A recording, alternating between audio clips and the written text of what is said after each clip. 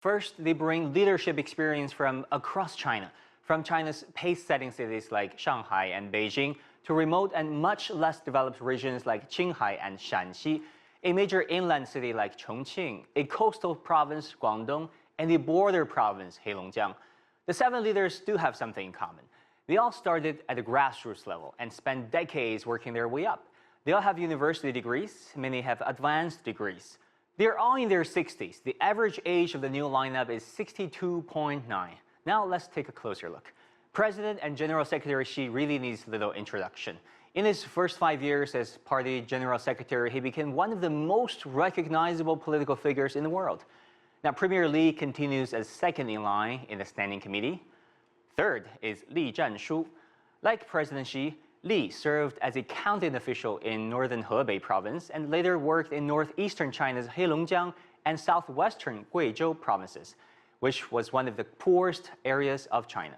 Later, he was promoted as director of the General Office of the Communist Party, serving as chief of staff for Xi Jinping. Wang, a familiar face for China watchers. He was China's vice premier in charge of economics and commerce. Before that, he was party secretary of two of China's most important regions, Guangdong and Chongqing. He also headed the party's group on poverty reduction, something at the core of President Xi's people-centered governance philosophy. Huning is slightly different. He spent the last 15 years as a policy guy. His title is Director of the Central Committee's Policy Research Office. In that capacity, he served 3 Chinese presidents and is considered the brains behind their governing philosophies. He's the highest-ranked scholar-turned-leader.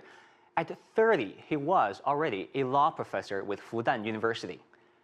Zhao Leji, at 60 years of age, is the youngest member of the Standing Committee. He's the new anti-corruption chief in charge of the party's powerful Central Committee for Discipline Inspection. Now, Zhao helped make 2 impoverished provinces in the western hinterlands prosperous. He was also the chief of all-important Organization Department in charge of the party's personnel. Last but not least, Zheng. He's the party secretary for Shanghai.